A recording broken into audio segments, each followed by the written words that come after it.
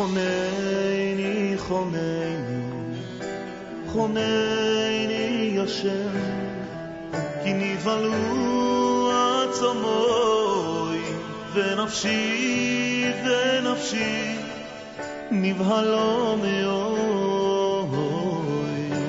חונני, חונני, חונני השם, כי נבהלו עצמוי, ונפשי, ונפשי, נבהלו מאוד.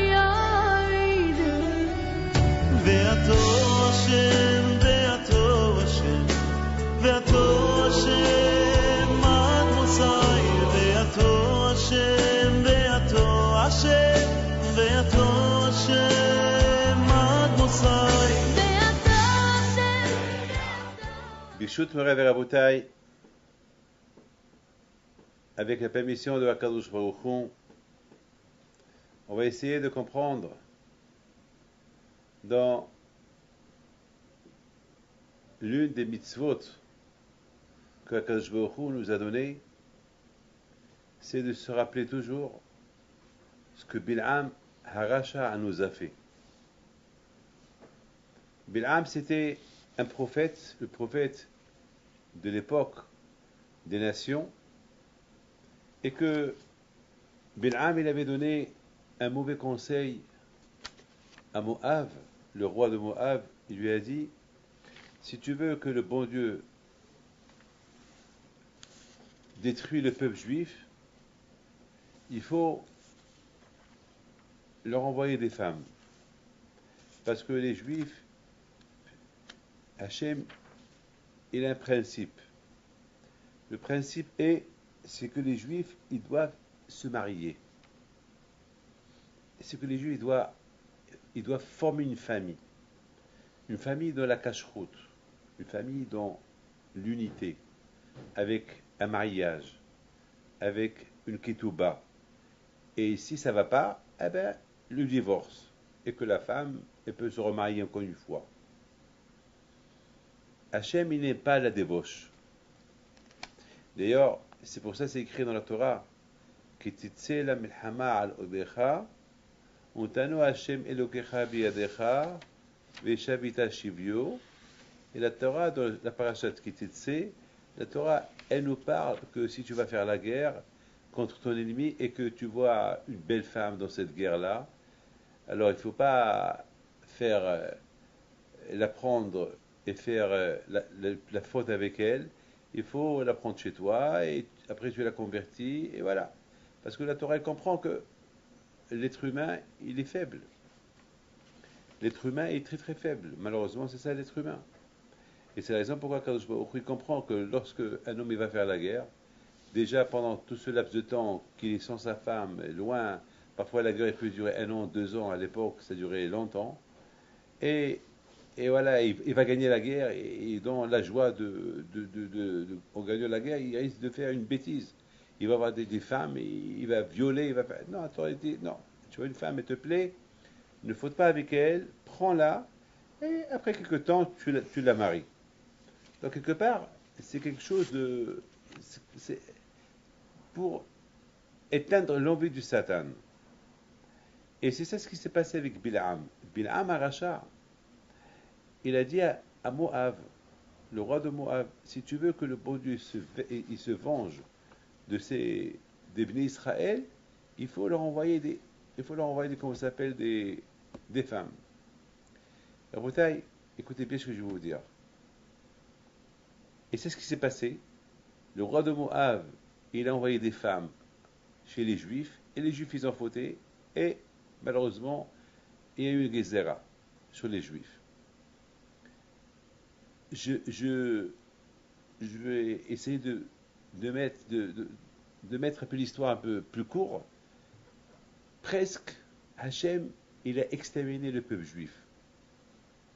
Parce que la façon comment c'est quelque part un peuple, les Juifs, qui ont grandi pendant 40 ans, après la sortie de l'Égypte, qu'ils ont reçu la Torah, ils ont entendu la voix d'Hachem, quand même, ils ont vécu avec les miracles. Pendant 40 ans, ils ont mangé la main qui descend du ciel. Ils voyaient les miracles tout le temps.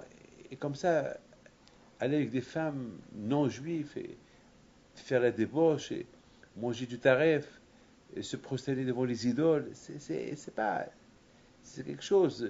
C'est c'est- c'est comme par exemple quelqu'un qui m'invite, d'accord? Il me reçoit comme un roi.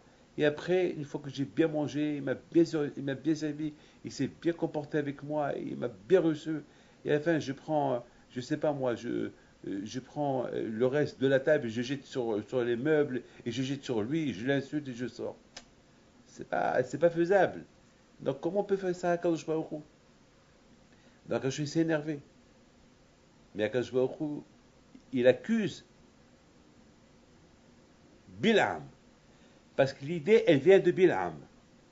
C'est Bil'am qui a donné cette idée.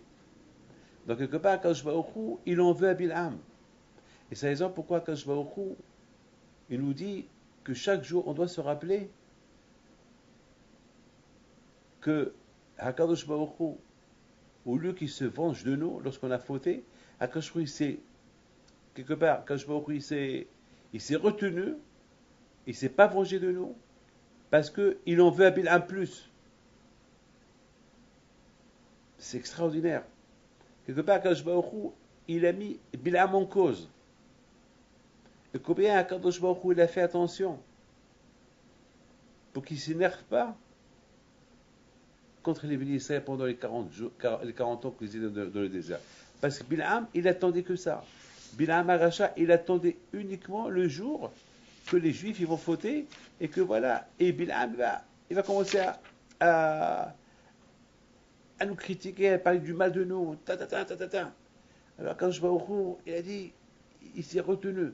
Même lorsque les Juifs ils faisaient des fautes dans le désert, alors quand je vois au Hu, il s'est retenu pour ne pas montrer sa colère contre les bénis d'Israël. Parce qu'il aurait montré sa colère contre les bénis d'Israël, alors Bil'am il aurait profité de l'occasion pour, pour enfoncer les Juifs, pour nous parler du mal et que Dieu préserve quand je vois au Hu, il pouvait dire à Bil'am, alors fais tout ce que tu veux, et Bil'am il aurait insulté les bénis d'Israël et ça aurait été grave. Alors quand je vois au Hu, il a toujours montré un visage souriant au béni d'Israël pendant l'époque que Bil'am il vivait. Et même lorsque les béni d'Israël il faisait des fautes, Hachem il n'a pas fait connaître les fautes que les Juifs faisaient à Bil'am. Pour que Bil'am il était aveugle. C'est pour ça qu'on l'appelle Chatou Ma'ayin. Un qui voyait, un qui était prophète, un qui était voyant. Ce qui se passait chez les Juifs, il ne voyait pas. Il voyait ce qu'ils vont devenir Juifs plus tard. Il a vu ce qu'ils étaient les Juifs avant, mais ce qu'ils faisaient maintenant, ça, il ne le voyait pas. Hein? C'est beau. Hein? Ça, il ne le voyait pas. C'est extraordinaire, ça. Kadosh Baruch Hu lui a caché. Kadosh Baruch Hu, il a laissé Bil'am voir le passé et voir l'avenir et pas le présent. C'est beau, hein? Au contraire, c'est le présent le plus important. Il n'a pas montré. Pourquoi? Parce qu'il lui montre le présent, et s'il lui montre les fautes qu'ils ont fait les bénis d'Israël, qu'ils vont faire, ou qu'ils vont faire, ou qu'ils ont fait pendant que Bil'am y voyait, là il aurait vite dit Hachem punis-les. Et Hachem aurait pu les punir. Ah bien, quand je ne l'ai rien montré. Rabotai, le Tzara il est fort. Très très fort. Et justement, Rabotai, c'est pour ça que la Torah dit qu'il était la milhama, lorsque tu sors faire une guerre contre ton ennemi, c'est qui ton ennemi numéro un? C'est le Tzara. C'est le Tzara. Est-ce qu'on a notre ennemi? C'est le Tzara. C'est le mauvais penchant qui nous fait la guerre. Un juif, il doit être guerrier. Un guerrier dans la Torah. Un juif, lorsqu'il a la Torah dans ses mains, il devient un bon guerrier. Il peut faire la guerre contre les Tzara. Le Tzara, c'est un guerrier aussi. Donc, mais il est bien armé.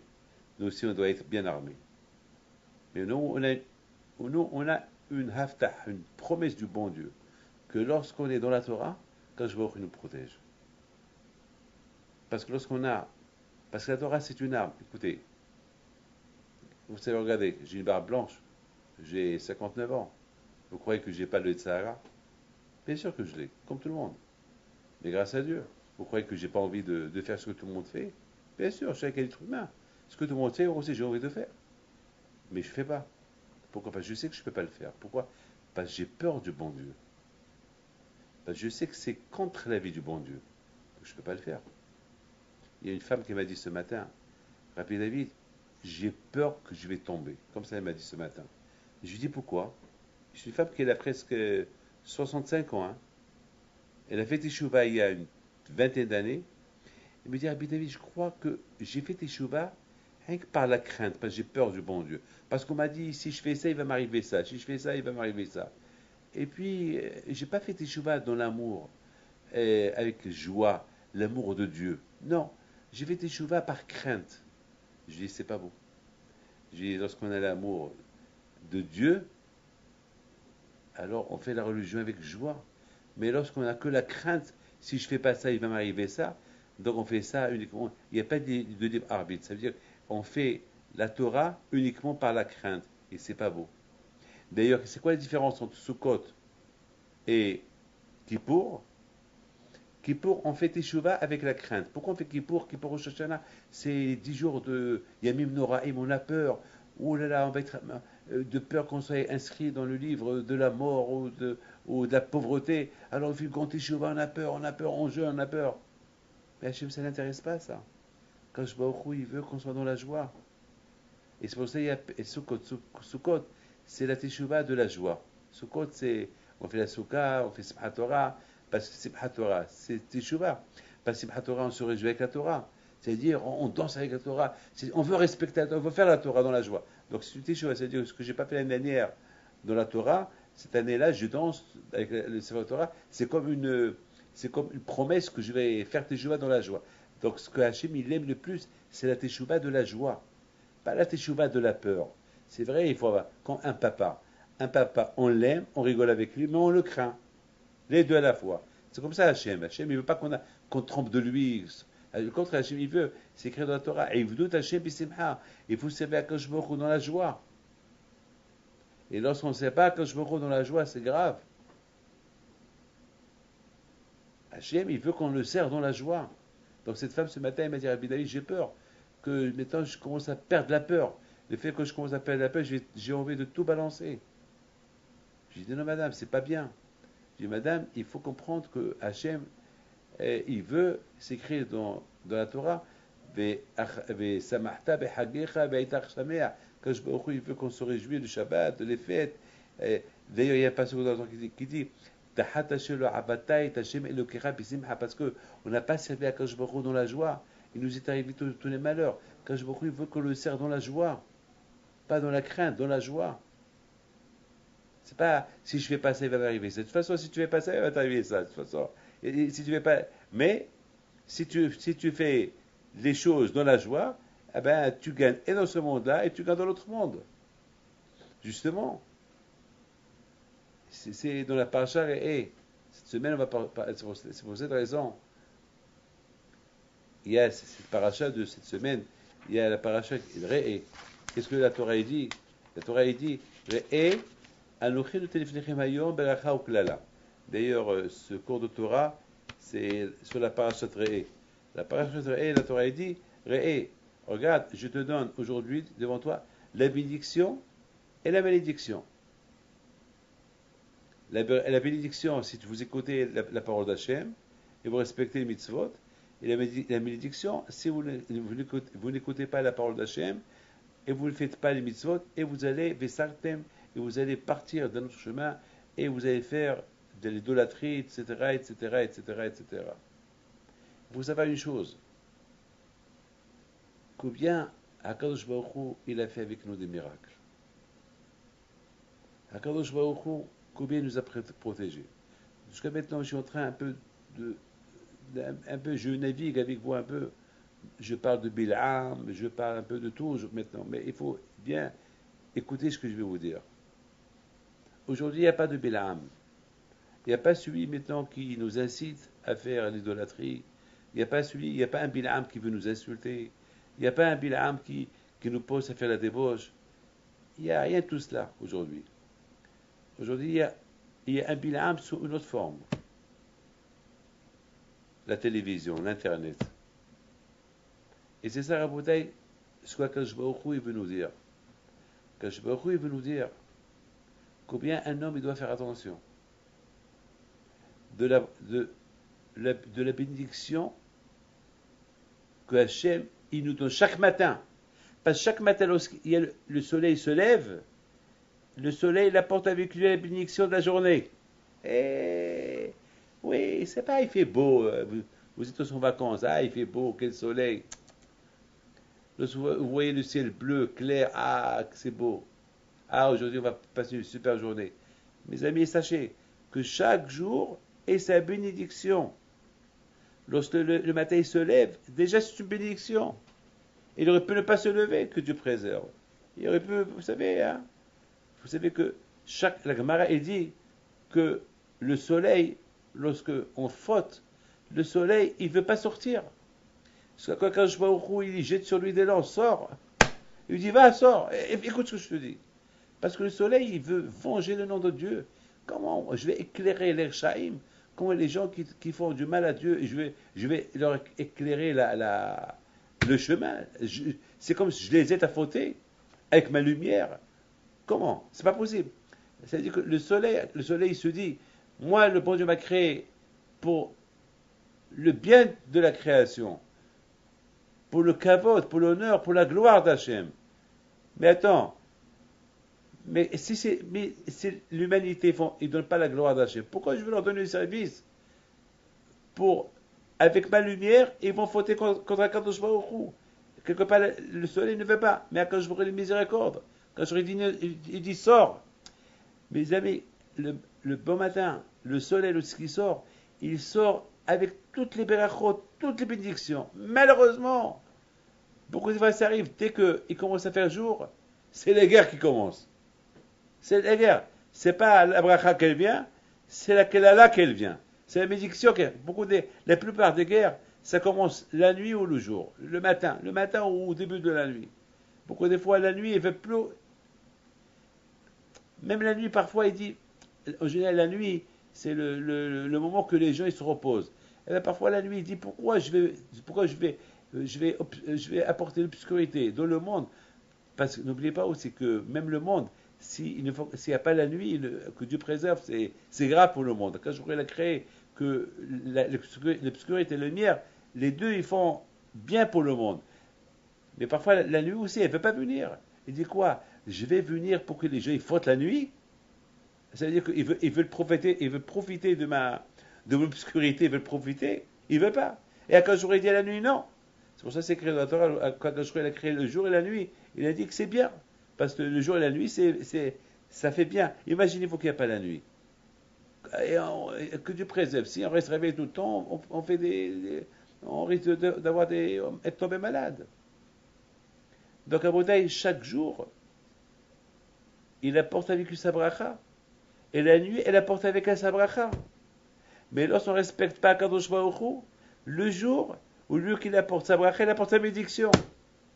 Et la nuit, au lieu qu'il apporte avec elle la bracha, il apporte la bénédiction.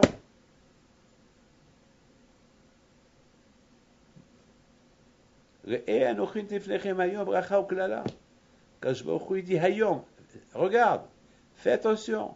Je vous donne aujourd'hui, noten, c'est du verbe matana. Matana, c'est un cadeau. Je vous donne un cadeau aujourd'hui. Une bracha. La bracha, c'est un cadeau. La bénédiction, c'est un cadeau. Est-ce qu'on mérite un cadeau du ciel? Est-ce qu'on le mérite? Ben, si on le mérite, on le mérite. Quand je vois il est content. Lorsqu'il voit qu'on respecte Torah mitzvot, quand je lui dis, je vous donne un cadeau. La vie, la santé. Et je vous donne le jour et la bénédiction de la journée. Mais si, Hashu Shalom, on ne respecte pas Torah mitzvot, alors quand je vois il va donner un cadeau. Mais quel cadeau? Un cadeau empoisonné. Un cadeau empoisonné. Un cadeau qui s'appelle klala. Un cadeau qui s'appelle malédiction. Oui. C'est ça. Alors combien on doit faire attention? Et d'autre côté, maintenant on comprend que Bil'am, combien de Bil'am il y a? À chaque génération, il y a des gens qui sont comme Bil'am. Je vous donne la parole d'honneur.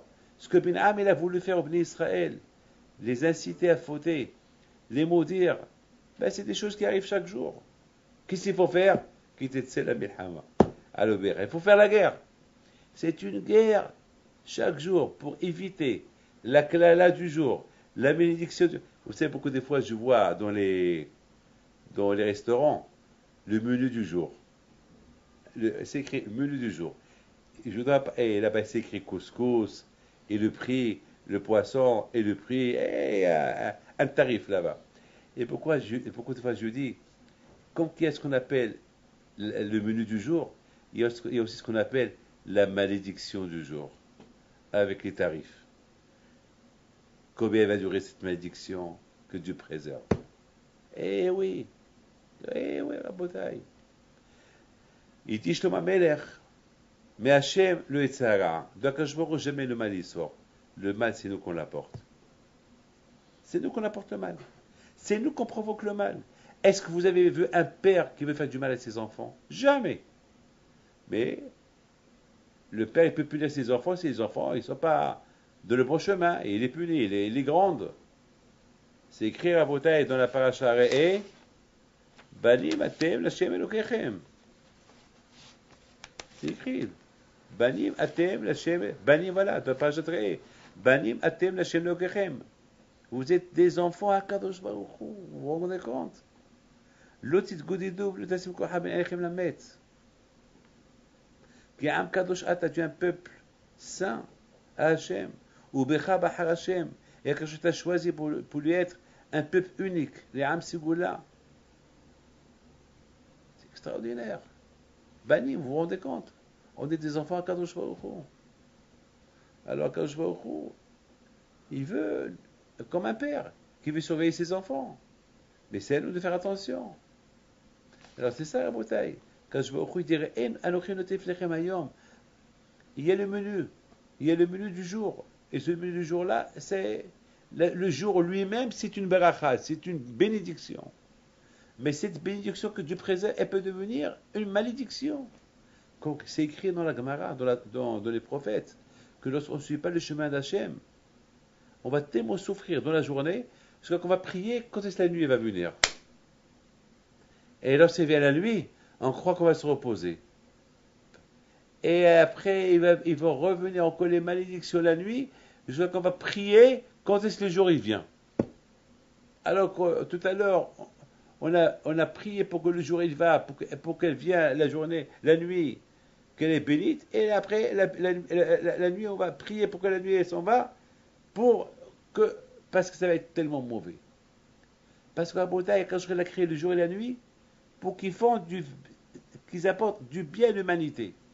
Le jour, il doit apporter son menu que des bonnes choses, et la nuit, elle doit apporter son menu que des bonnes choses. Et lorsqu'on ne suit pas les chemins de la Kadosh Baruch Hu, ça va transformer, et il va commencer à donner des menus mauvais, jusqu'à qu'on va se dégoûter, et de la nuit et de la journée. Mais lorsqu'on respecte le chemin de la Kadosh Baruch Hu, tout ira bien. Banim, sachez, vous êtes des enfants de la Kadosh Baruch Hu. Et un papa, il ne veut pas faire du mal à ses enfants. Et Hachem, il comprend. Il y a Bilam. Il y a beaucoup de Bilam. Il y a beaucoup de gens dans le monde la mode et tout ce qui se passe dans le monde qui malheureusement aujourd'hui, je m'excuse de vous dire une chose. Et je m'excuse, je vous raconte quelque chose de grave. Mais je vous la raconte. C'est quelque chose qui s'est passé. Malheureusement, c'est cette époque que ça m'a, lorsque j'écoutais ça, ça m'a révolté. Il y avait un couple qui veut se marier. Ils ont tout préparé pour le mariage. C'est un couple religieux. Ils ont donné les cartes. Tout était bien. Un couple religieux qui sont un peu plus que traditionnalistes, ils sont un peu dans la Torah. Et voilà, un jour j'étais là, on m'a invité au mariage et tout. Bon, un jour j'étais là et le couple il vient, ils n'étaient pas bien. Ils ont dit, Rabbi David, on ne sait pas quoi faire. Nos parents, ils ne veulent pas venir au mariage. Ils sont même en train d'appeler tout le monde de ne pas venir au mariage parce qu'eux, ils ne vont pas être présents au mariage. Je dis pourquoi? Eh bien parce que nos parents, ils veulent que la première heure du mariage, elle soit un mariage kasher, c'est-à-dire des danseuses, des femmes seules et les hommes seuls. Et après, il faut que tout se mélange. Après, ils veulent l'oriental, ils veulent les danseuses, ils veulent un mariage Et nous, on veut pas. Nous, on veut construire notre foyer religieux.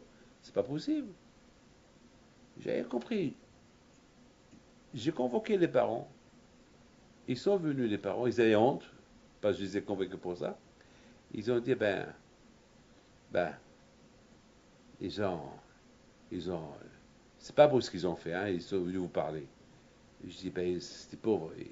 C'est un problème pour eux. Pour vous, c'est pas un problème, mais pour eux, c'est un problème. C'est un couple religieux. Ils veulent construire leur, leur, leur, euh, leur maison dans la Torah, dans la Kedusha, et laissez-les. Et la mère, elle s'est un peu révoltée. Elle était un peu audace. Et là, elle me dit, eh ben non, monsieur le rabbin, on veut le mariage comme tout le monde. Je dis, comme tout le monde, comment? D'où tu es, madame? D'où tu es? Elle dit, ben, je suis d'origine de Tunisie.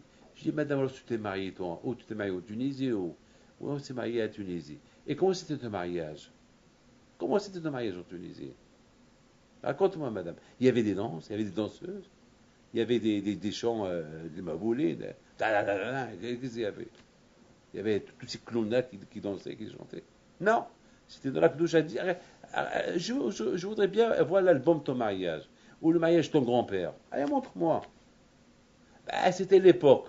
Quelle différence entre l'époque et aujourd'hui? Il n'y a aucune différence. Ah, l'époque, c'était l'époque, alors ça veut dire que maintenant, ici, les époques qui changent, qu'on doit un jour s'assimiler et perdre nos races, c'est l'époque. C'est ça. Mais nous, notre but, c'est de garder nos origines. Il faut qu'on garde. C'est ça la bracha. La bracha passe de la bracha et peut devenir une klala. Si on ne garde pas nos origines, qui s'appelle bracha, bénédiction, Vezota bracha, je vais Moshe, eh ben après on perd nos origines, après c'est fini. C'est fini, on est assimilé, c'est fini. Il n'y a plus de judaïsme, ça y est, tu deviens en français, américain, anglais, je ne sais pas, africain, tu deviens n'importe quoi, c'est fini. On ne peut pas, chacun, chacun respecte sa religion, chacun respecte ses racines, chacun respecte son rythme, c'est important. Vous savez, je lui ai dit, qu'est-ce que tu veux? Vous voulez que ta fille elle casse, c'est ce que tu veux? Et si elle ne se marie pas? Vous savez qu'est-ce qu'il me répond? Eh bien, si elle ne se marie pas, c'est que le bon Dieu ne veut pas qu'elle se marie.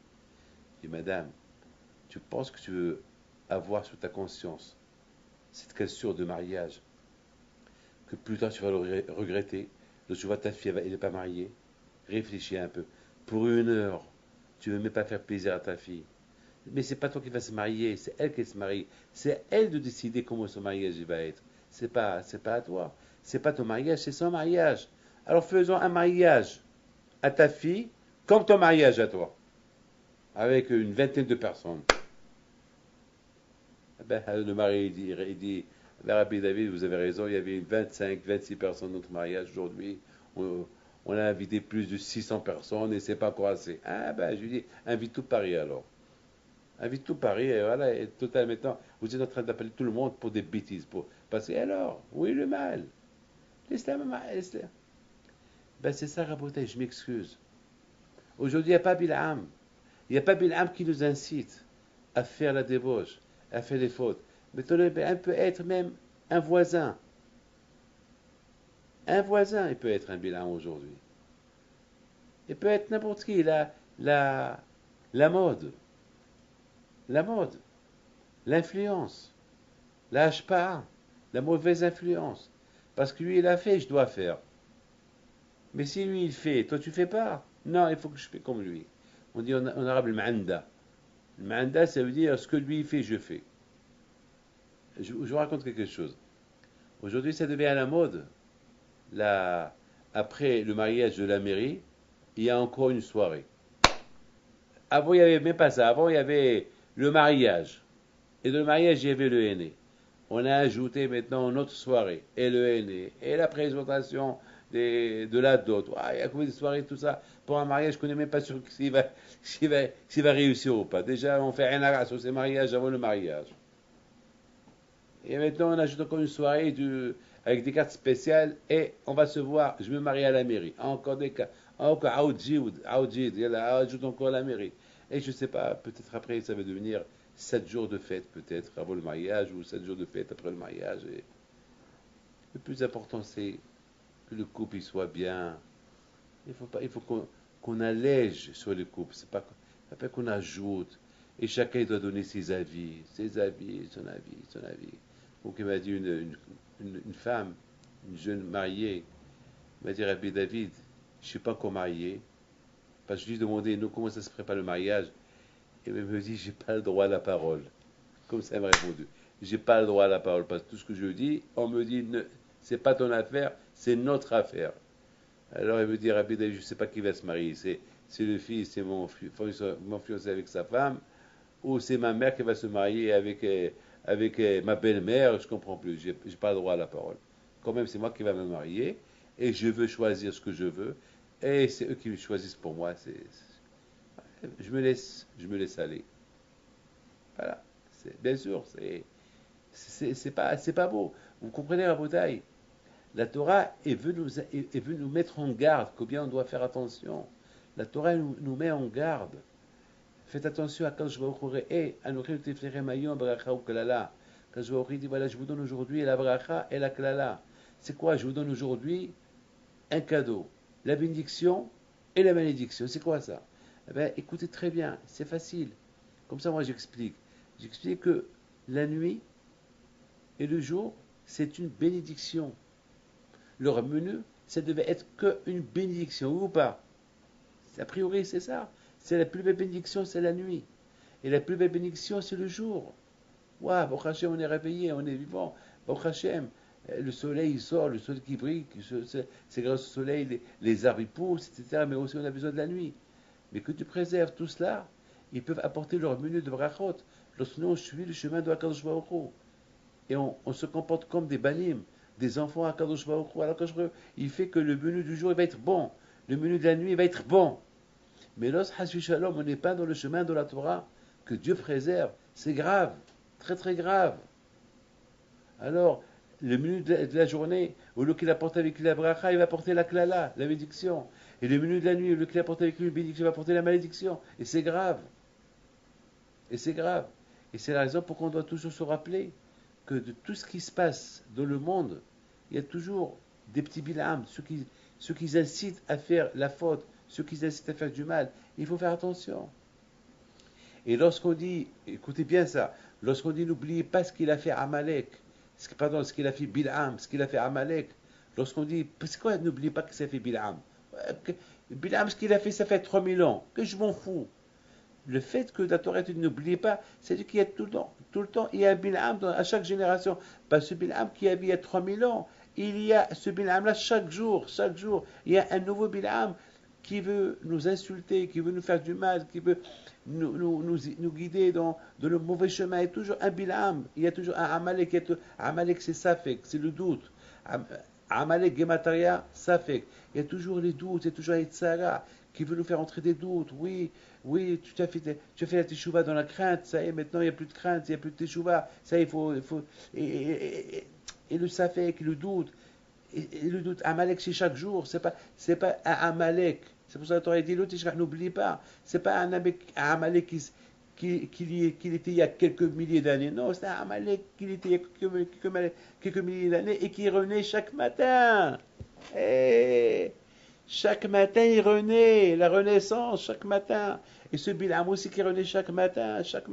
Alors c'est pour cela qu'on doit se connecter pas avec le passé. Rappelle-toi, même au moment que tu étais un grand tzaddik, et lorsque tu as reçu la Torah, il y avait Bilham. Et lorsque tu as quitté l'Égypte pour venir recevoir la Torah, avec tout le bien que tu as vu Amalek. Ça veut dire que dans n'importe quelle circonstance que tu peux te trouver, il y a toujours le doute qui peut venir. Beaucoup des fois, il y a des rabbins qui viennent chez moi, et avec tous les problèmes qu'ils ont, ils me disent, Rabbi David, j'ai un doute. Un rabbin, j'ai un doute. Qu'est-ce qui se passe? Pourquoi le bon Dieu me fait ça? Je dis à toi, monsieur le rabbin, qu'est-ce que tu dis là? T'as pas honte de parler comme ça? Rabbi David, je m'excuse. Mais pour vous dire, il a fallu que je tape et je le réveille. Ça arrive. Ce matin, écoutez bien ça. Ce matin,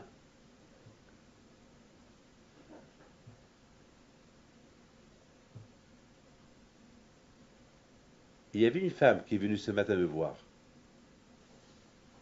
Et elle a quelques problèmes. Alors je lui dis, madame, et tu respectes Shabbat?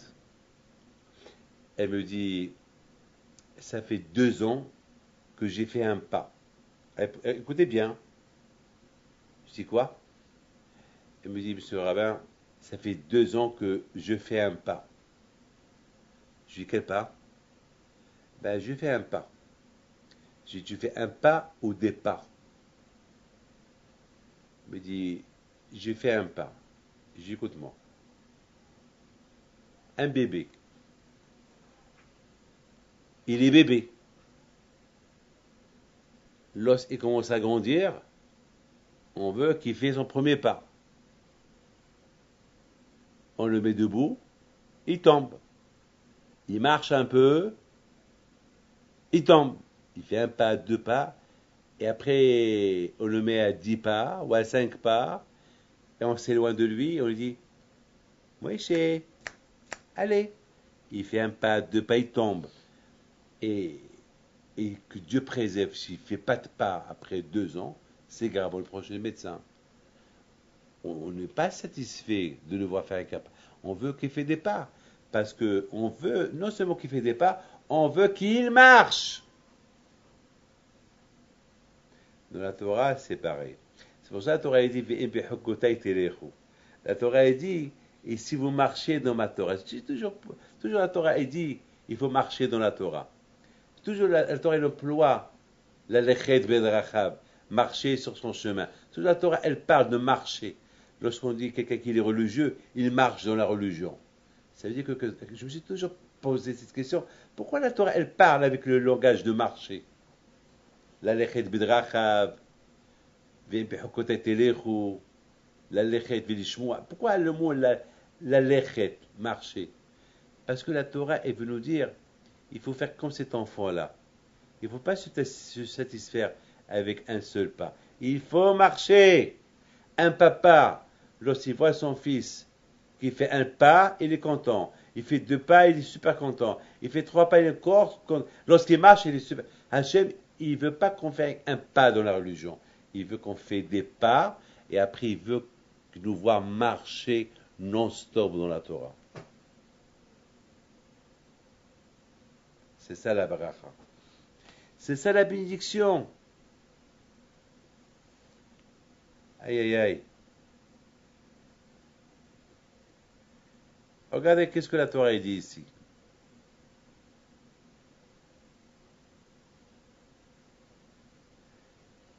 Vesartem min haderech. Faites attention que vous allez vous dérouter du chemin. Là aussi on emploie, si je parle en termes expliquant ce passouk, ça veut dire on parle de quelqu'un qui marche et qui quitte le chemin. Il quitte le chemin. Comment on peut quitter un chemin? Parce qu'on marche. En marchant, on quitte le chemin. C'est ça, Rabot. La Torah, elle s'appelle chemin. La Torah, elle te guide. La Torah, c'est ton chemin. Suis le chemin, suivez le guide. Suis le chemin de la Torah. La Torah, c'est le chemin. Par exemple, si il y a quelqu'un, la route pour aller à tel et tel endroit, voilà le chemin. À gauche, à droite, tan. Et tu arrives à destination. Tu veux arriver à destination chez Akadosh Baruch Hu après 20 ans, et tu veux rencontrer Hachem face à face, à Gan Eden au paradis et non pas au Gehinam, à l'enfer, suis le chemin. Le vrai chemin. Pas après pas. Pas après pas jusqu'à ce que tu commences à marcher et non-stop.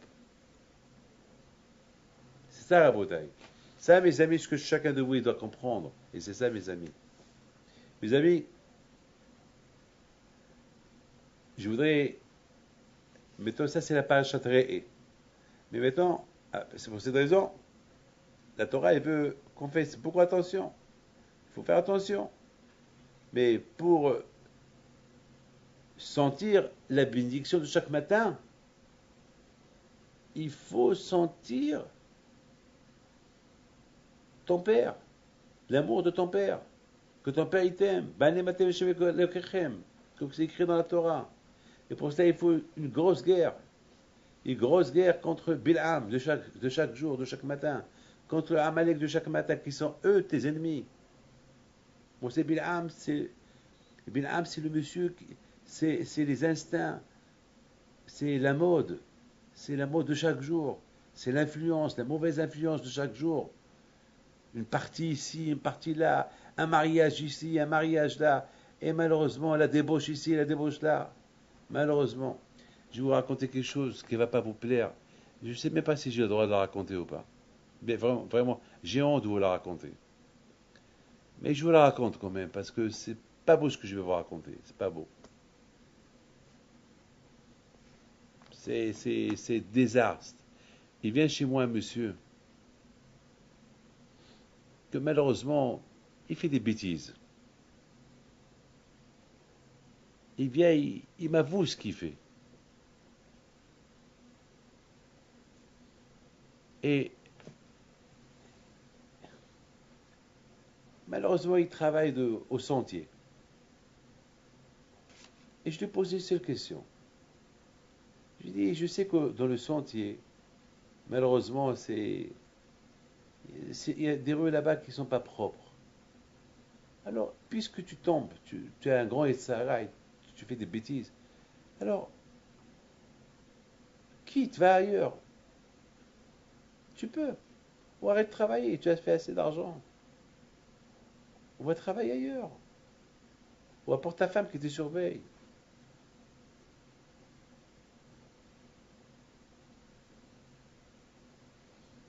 Et il n'était pas satisfait de ce que je lui ai dit. Alors j'ai osé lui dire une phrase grave. Je lui ai dit, tu n'as pas peur que un jour tu tombes sur quelqu'un que tu connais, une femme que tu connais,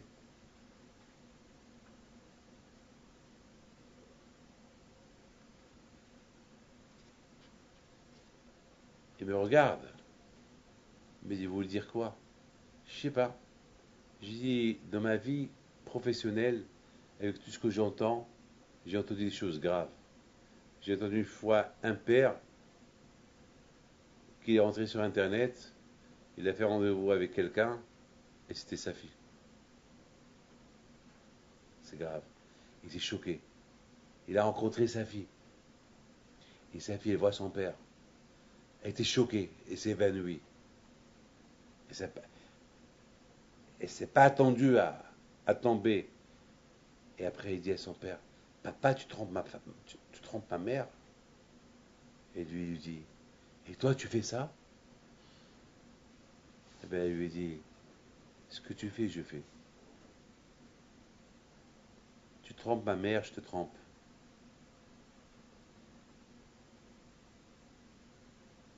C'est grave. Ah, ce que j'entends. Une fois, il y avait une femme.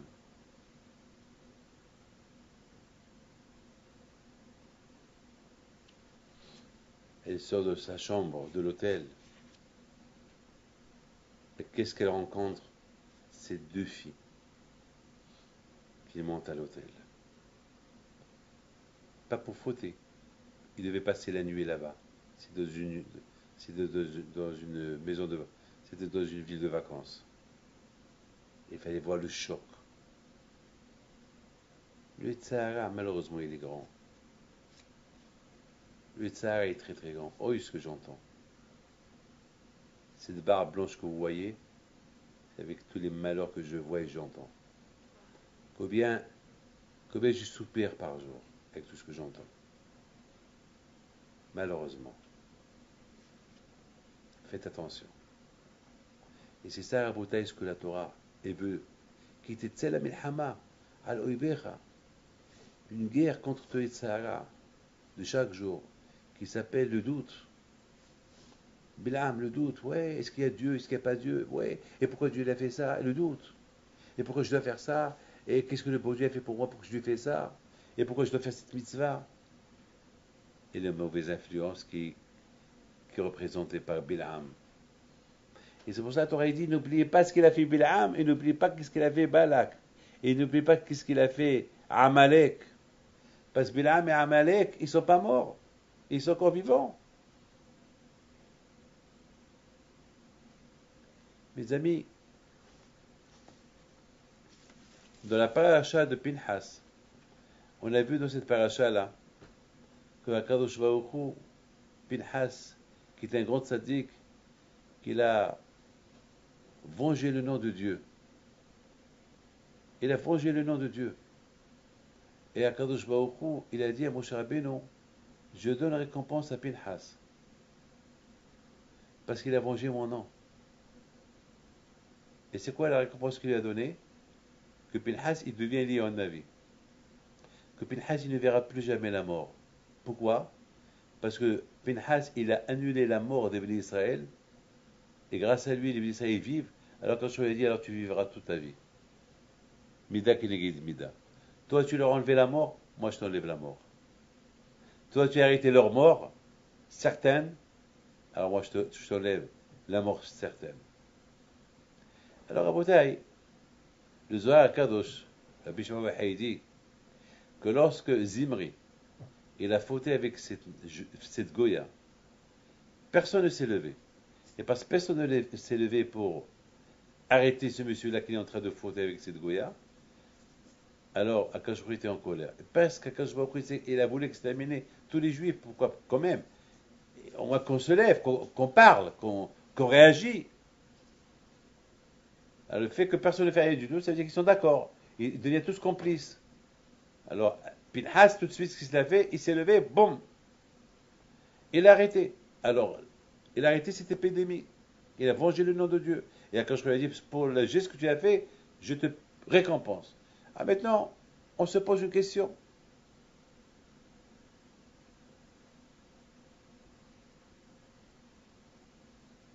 La Torah, il dit, Bedinhu, Hachamim disent, c'est normal que je lui donne une récompense. Pourquoi Hachamim disent, c'est normal, Bedinhu, c'est normal que je lui donne une récompense? Pourquoi Hachem, il doit ajouter, c'est normal qu'on doit lui donner une récompense? Pourquoi? Vous savez pourquoi? Parce qu'on dit, dans ce monde-là, tu fais le mitzvah, il n'y a pas de récompense. Ne crois pas qu'il y a une récompense. Dans ce monde-là, il n'y a pas de récompense. Dans ce monde-là, il ne faut pas s'attendre. Si tu fais les mitzvot du monde entier, ne crois pas que le bon Dieu va te récompenser. La vraie récompense, c'est après 120 ans, là-haut. Ça suffit qu'on vit bien. Baruch Hashem, on est en bonne santé. On a la parnassa, Baruch Hashem. Voilà, une belle récompense. Un peu de nahat, un peu de satisfaction. Nos enfants qui sont dans la Torah. Baruch Hashem, est-ce qu'il y a mieux de voir vos enfants bien, Baruch Hashem, mariés avec des filles qui ont la crainte de Dieu? Baruch Hashem, qu'est-ce que tu veux plus? Moi, je dis, donne-moi avec la santé. Donne-moi que je me réveille bien. Donne-moi avec un morceau de pain. Mais qu'est-ce que je veux faire? Il y a des gens qui ont des milliards, ils sont pauvres. Ils sont pas contents, ils ont que des problèmes, des malheurs, leur maladie, il y a des problèmes du matin au soir. Moi, la santé, ça me suffit. Ouais, la santé, ça me suffit. Alors peut-être dans ce monde-là, il ne faut pas s'attendre. Si vous donnez la tzedaka, vous respectez Shabbat, vous faites toute la Torah, vous étudiez la Torah, il n'y a pas de récompense. Pourquoi? Parce qu'il n'y a pas de prix pour la mitzvah que vous faites. Parce que chaque mitzvah qu'on fait, on a un Yitzhara qui ne veut pas qu'on l'a fait. Et lorsqu'on l'a fait, alors quand je lui ai dit, puisque tu l'as fait, j'ai pas de récompense à te donner. Même si il te donne le monde entier, c'est pas assez pour la mitzvah que tu as fait. Alors quand je lui ai dit, je te donnerai la récompense plus tard. Mais entre-temps, je te donne une autre récompense. Je protège tes enfants, je te donne une parnassa, il te donne un petit pourcentage, pas plus. Ah, maintenant, on ne comprend pas. Pinhas, il a fait un beau geste par rapport au Dieu. Et Hachem, il dit, il faut que je lui donne récompense. Pourquoi la Torah dit, il faut que je lui donne récompense? Pourquoi? Pourquoi? Quelle raison? Pourquoi il lui a donné une récompense? Parce que on dit, dans ce monde-là, il n'y a pas de récompense. Alors, si dans ce monde-là, il n'y a pas de récompense, pourquoi il lui a donné une récompense? Le fait qu'il lui a donné une longue vie, qu'il ne meurt jamais, c'est une belle récompense. Imaginez-vous quelqu'un qui doit vivre 80 ans, on lui ajoute 100 ans. C'est une belle 100 ans de bonheur, de santé. Quelle récompense? Une belle récompense. Alors qu'on lui a donné toute une vie de récompense et jamais il va mourir. C'est ce qu'on va essayer de comprendre.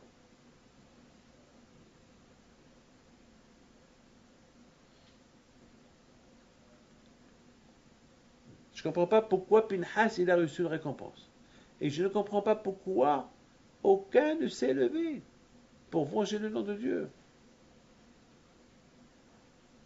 Vous savez, Rabotai, la raison pourquoi Pinhas il a reçu une récompense, parce qu'il était le premier à faire un geste.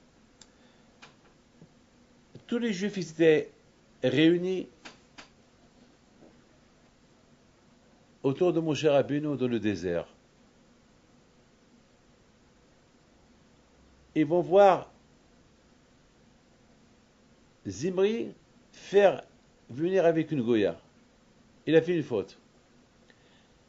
100% chacun a pensé faire un geste. Mais personne ne l'a fait.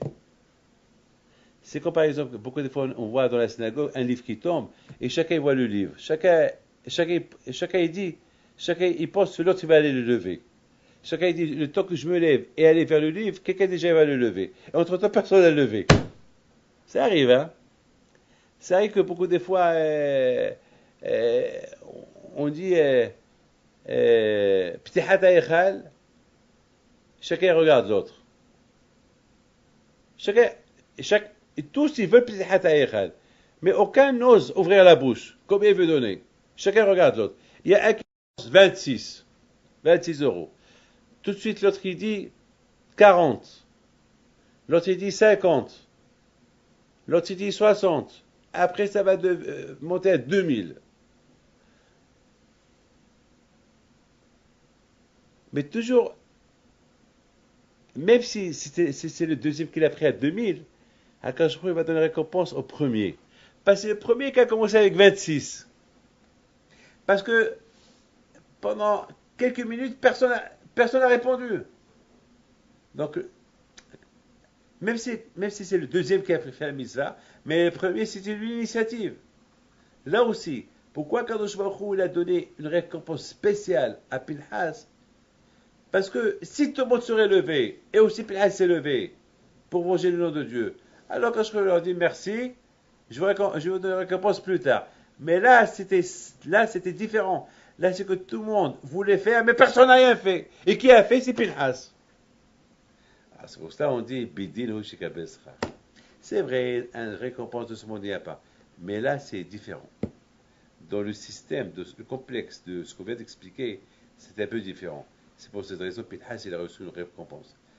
Et non seulement il a reçu une récompense, il a reçu encore une récompense double. Pourquoi? Beaucoup de fois, ça arrive. On fait une mitzvah, on regrette pourquoi on l'a fait. Parce qu'il nous a coûté un peu cher. Oui, parfois on respecte pour, ouais.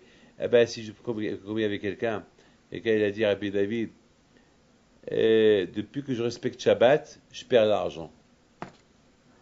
Voilà, il a fait une mitzvah pour respecter Shabbat, et qu'est-ce qu'il dit maintenant? Depuis que je respecte Shabbat, je perds de l'argent. Donc, quelque part, il regrette la mitzvah qu'il a fait.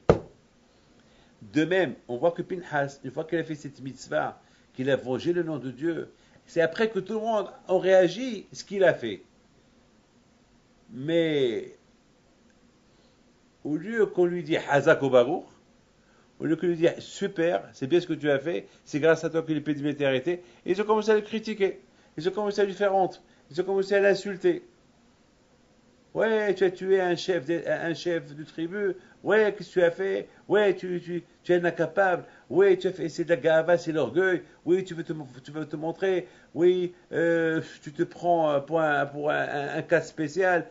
Tu as eu même pas la permission de mon cher Abel de faire ce que tu as fait. Quel geste tu as fait? Ouais. Il a reçu, il aurait pu regretter pour le geste qu'il a fait. Et le contraire, il a maintenu, il a dit, je ne regrette pas.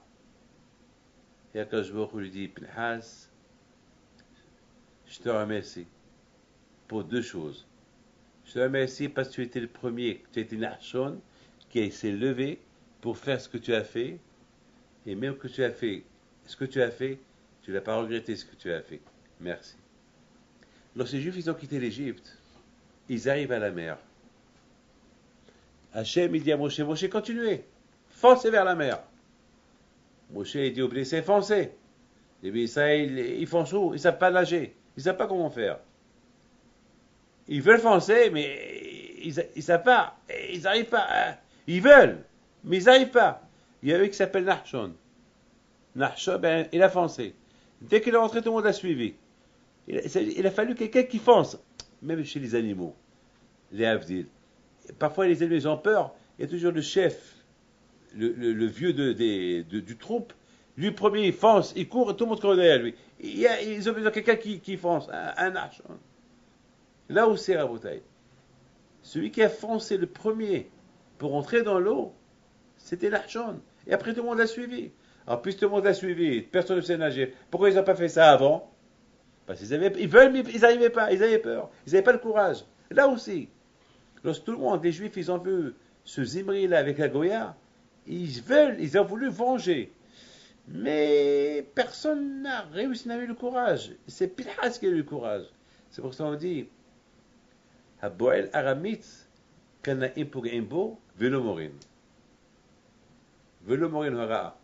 C'est-à-dire que si quelqu'un il fait une grosse faute, comme cette faute-là qu'il a fait Zimra avec cette Goya, il faut venger Dieu. Mais on n'a pas le droit de le dire. Il faut que lui-même, il sent le besoin de venger le bon Dieu.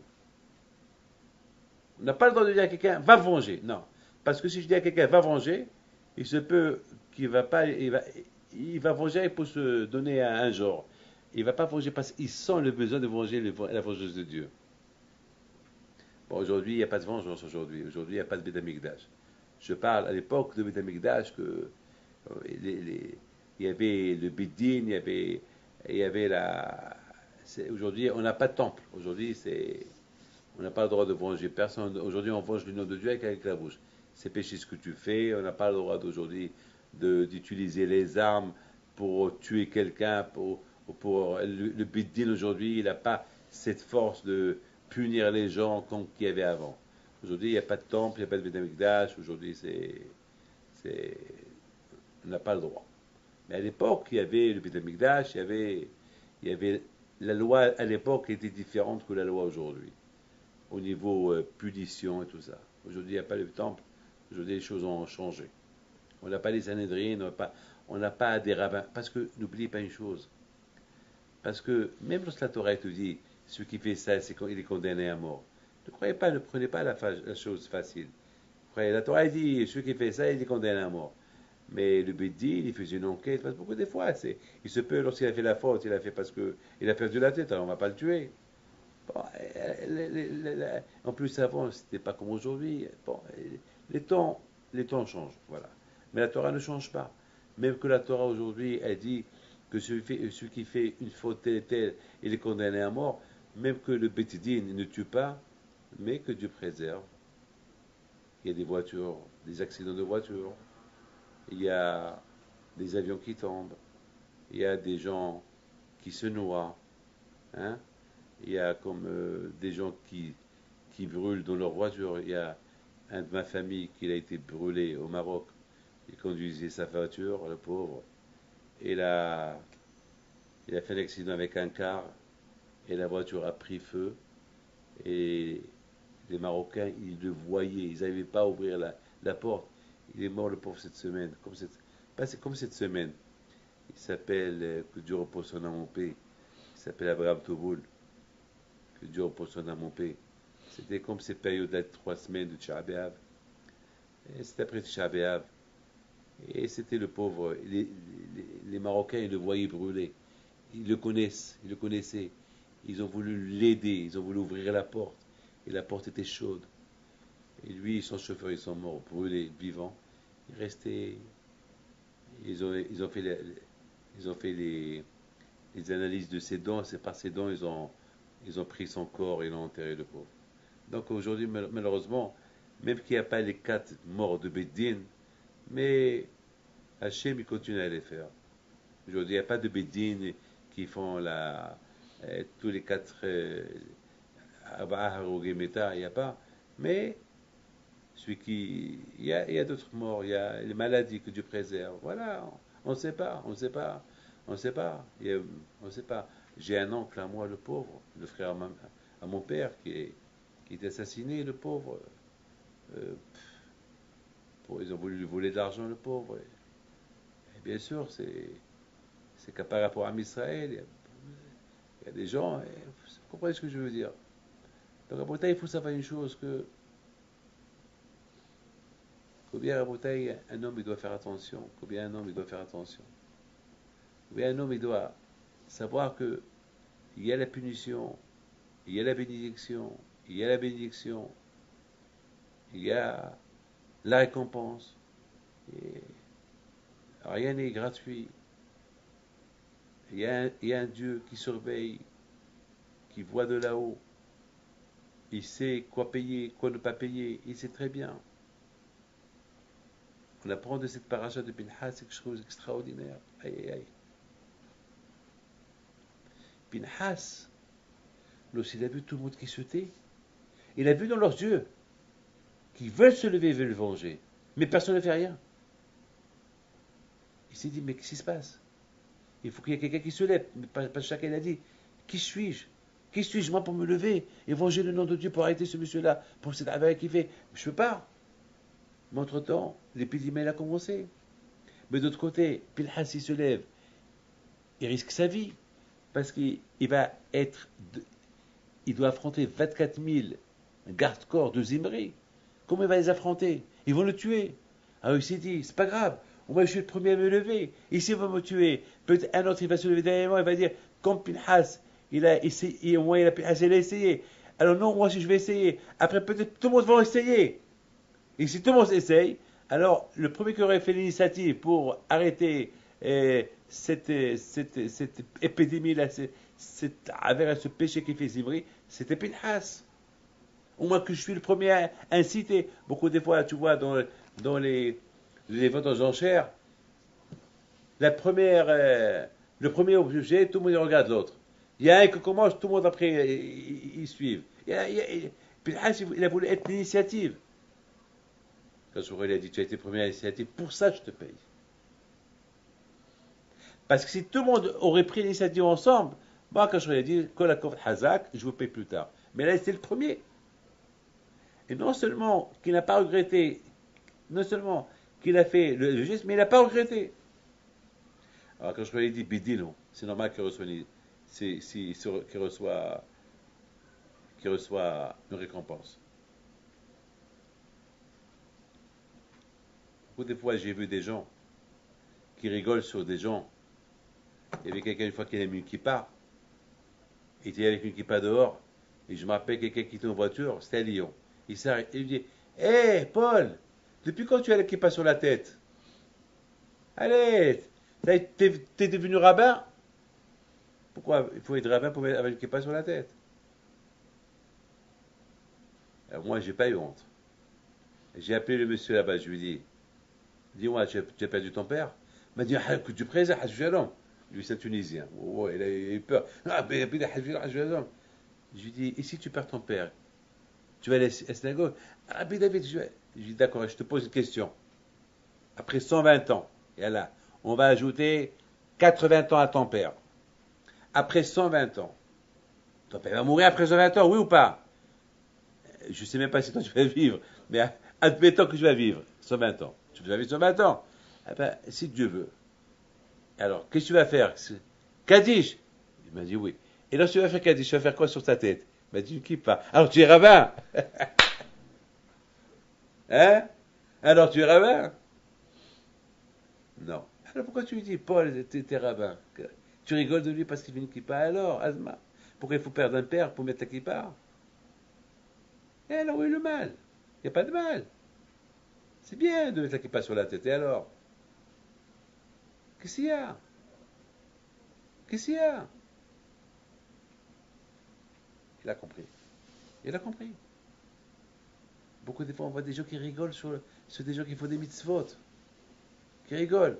C'est ce qui est ça. Pinhas, il a fait une mitzvah au lieu que tout le monde a voulu participer avec lui parce qu'ils n'ont pas osé le faire. Et lui était le premier à le faire. Au lieu qu'on lui dit Hazak, on rigole de lui pour le décourager. Mais lui, c'est pas découragé. Alors quand je lui ai dit, Tu t'es pas découragé, on t'a fait honte, tu t'es pas découragé, tu as été le premier, tu as pris l'initiative pour faire ce que tu as fait, Bédino, tu mérites. Voilà la bracha. Rabotai, parfois on peut arriver à apporter une bénédiction avec un geste lorsqu'on le fait bien. C'est pour ça qu'on dit que parmi les 10 personnes qui viennent le matin à la synagogue, ils ont la plus grande mitzvah. Pourquoi? Parce que la prière, on ne peut pas la faire s'il n'y a pas 10 personnes, s'il n'y a pas minyan. Alors le premier qui vient, c'est lui qui a la plus grande mitzvah. Parce que c'est le premier qui vient. Le deuxième, lui aussi, il a une grande mitzvah. Et lorsqu'il y a 10, Hachem est super content. Après, lorsqu'il y a 11, 12, 13, 14 et jusqu'à 200, 2000, ils ont fait un mitzvah, mais pas comme les premiers. Les premiers, parce que c'est les premiers qu'ils ont formé déjà le minyan. Celui qui fait la première, celui qui avance vers la mitzvah, il a fait le premier avant tout le monde. Hachem lui donne récompense, plus que les autres. Et c'est ça la bracha. Et regarde la bracha que je te donne aujourd'hui. Parce que la bracha que je te donne aujourd'hui, elle peut t'apporter beaucoup de brachot, des milliards de brachot. Si tu commences avec cette bracha.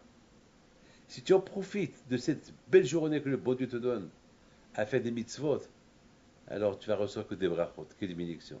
Mais si tu en profites de la journée que le bon Dieu te donne pour commencer à faire des averot, alors tu rentres dans le système de malédiction. C'est que des averot que tu gagnes. Et c'est ça, Rabotai, on apprend ça de Pinhas. Pinhas était le premier. Quelle bracha, quelle bénédiction il a eu. Hachem il le bénit.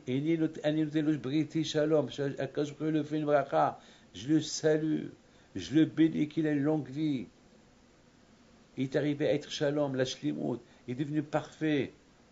C'est pour cela la Torah elle fait un grand bruit sur Pinhas. Un grand bruit sur Pinhas.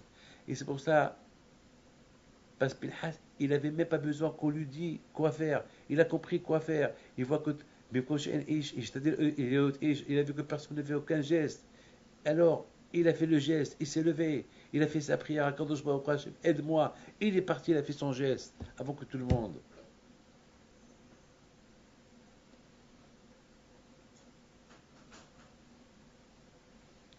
Rabotai, je vous bénis, que le bon Dieu vous protège, et vous donne à vous tous bracha v'atzlacha, la santé.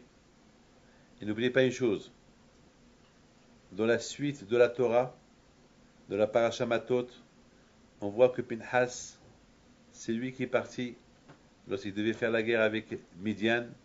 Pinhas est parti avec eux, et c'est Pinhas qui a tué Bil'am. C'est Pinhas qui a tué Bil'am. Sur ça, Rabotai, la raison pourquoi Pinhas il a tué Bil'am, quelque part, la Torah veut nous apporter et veut nous enseigner un enseignement extraordinaire. Alors que Bil'am, c'était un grand rachat. C'est à cause de Bil'am qu'il y a eu toute cette histoire-là. 25 000 morts. Parce que Bil'am, il a poussé les Juifs à faire la débauche, à faire la faute. Et Pinhas, il s'est levé. Il a arrêté cette épidémie. Et c'est quoi la fin de l'histoire? La fin de l'histoire, ici on va voir qui est le fort et qui est le faible. Jusqu'à maintenant on a cru que le fort c'était qui? Bil'am. Avec l'idée qu'il a donnée, il a pensé exterminer tout le peuple juif. Non seulement qu'il a été arrêté au milieu, que son idée n'a pas fonctionné, parce que Pinhas, il a arrêté l'épidémie, mais Pinhas, il a tué celui qui a donné l'initiative de faire fauter les juifs, qui était Bil'am Aracha. Donc ça veut dire que la bracha, elle continue avec les brachot. Celui qui cherche à faire des fautes, à la fin, il va être puni, il va être arrêté. Et celui qui commence à faire des mitzvot, eh bien les mitzvot, l'une elle apporte l'autre. Il n'y a que des brachot qui vont venir de la première mitzvah qu'il a fait. Pinhas, il a été l'initiative, eh bien il a été l'initiative à venger le nom de Dieu. Il a arrêté l'épidémie, il est devenu Kohen Gadol, et il est devenu un homme vivant toute la vie. C'est Eliyahu Navi. Il a été béni par Hachem. La mort ne le touche jamais. Et c'est lui à la fin qui a tué Bil'am, celui qui a donné l'initiative à faire fauter ses fautes. Ça veut dire tuer Bil'am à notre image, c'est lorsque on sent une influence, une mauvaise influence sur nous, une influence qui est mauvaise, qu'elle a aucun rapport avec la Torah, on peut la tuer. Comme Pinhas qui a tué Bil'am. Comment on peut la tuer? Avec la bouche. Comme Pinhas il a tué Bil'am avec sa bouche. Avec sa bouche. Avec sa bouche. Bil'am, il avait la force avec la bouche. Il utilisait la toum avec sa bouche. Pinhas, il a utilisé la kedusha avec sa bouche. Il a dit le nom de Dieu, parce que Bil'am, il a commencé à s'envoler, comme Superman. Il voulait faire la guerre aux Juifs en s'envolant. Pinhas, qu'il a fait, il a lui aussi dit le nom de Dieu avec sa bouche. Lui aussi s'est envolé derrière lui. Il a touché Bil'am avec ses mains. Et Pinhas, c'était un tzaddik, un saint. Il a électrocuté Bil'am parce que Bil'am ne pouvait pas accepter cette énergie de Kedusha sur lui. Il est tombé, il est mort. La Toum'a, le Sahara, il est fort, mais il est faible. Lorsqu'il vient, c'est comme une montagne. Mais lorsqu'on vient avec lui avec la Torah, on le réduit à zéro. Il devient nul. C'est ce qu'on apprend de Ré. C'est ça la plus belle baracha. La baracha, c'est kititse. Sors faire la guerre avec ton ennemi et tu verras la baracha. Que le bon Dieu protège. Bonnes vacances et à bientôt.